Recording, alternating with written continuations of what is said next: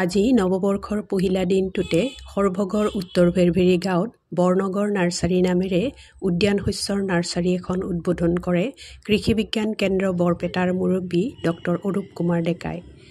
উল্লেখযোগ্য যে সৰভগৰ বাৰ্ডছ একাডেমীৰ উচ্চতৰ মাধ্যমিক বাণিজ্য শাখাৰ ছাত্ৰ আৰু উত্তৰ ভেৰভেৰী গাঁৱৰ জিন্তুমণি দাসৰ ঐকান্তিক প্ৰচেষ্টাত গঢ় লৈ উঠিছে বৰনগৰ নাৰ্চাৰী।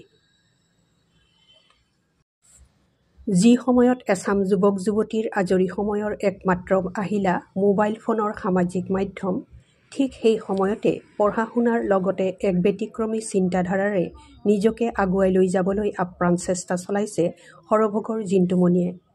জিন্তুমণিয়ে ষষ্ঠ শ্ৰেণীত পঢ়ি থাকোঁতে প্লাষ্টিকৰ ডিছপ'জেবল গিলাচত তামোল পুলি বনাই বিক্ৰী কৰি দুপইচা উপাৰ্জন কৰিছিল। সেই সময়তে জিন্তুমণিয়ে গাঁৱৰ অগ্ৰণী মহিলা কৃষক কল্পনা বৰ্মনৰ সহযোগত লগ পায় কৃষি বিজ্ঞান কেন্দ্ৰৰ বিজ্ঞানী লিপিকা নাথক আৰু তেতিয়াৰ পৰাই উদ্যান শস্যৰ এখন নাৰ্চাৰী গঢ়ি তোলাৰ সপোন দেখিবলৈ আৰম্ভ কৰে।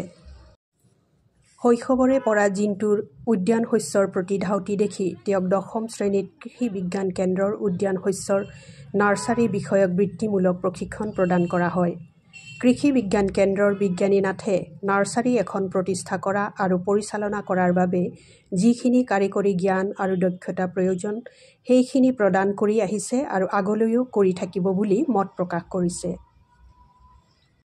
ডক্টৰ ডেকাই ইমান কম বয়সতে এখন নাৰ্চাৰী প্ৰতিষ্ঠা কৰি যুৱচামৰ বাবে এক আদৰ্শ হোৱা বাবে জিন্তুমণিক প্ৰশংসা কৰে। আজি জিন্তুমণিৰ সফলতাত পৰিয়ালৰ লগতে গাঁৱৰ বয়োজ্যেষ্ঠ বন্ধু বান্ধৱী, বিদ্যালয়ৰ শিক্ষক শিক্ষয়িত্ৰী প্ৰমুখ্যে কৃষি বিজ্ঞান কেন্দ্ৰৰ বিজ্ঞানীসকল যথেষ্ট আনন্দিত বুলি জানিবলৈ দিছে।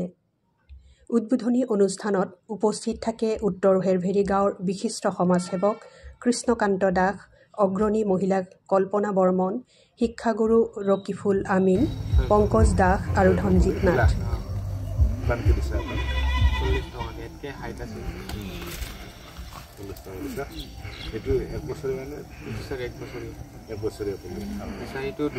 আমি উৎসাহ উদ্দীপনা দি আছো, এইটো কৰি থাকক, আগবাঢ়ি যাওক। কিন্তু আপুনি যেনেকৈ কৈছে বা মাকৰ যিটো মানে ইচ্ছা পঢ়াটোৰ ক্ষেত্ৰত, পঢ়াটো তুমি এৰি নিদিবা।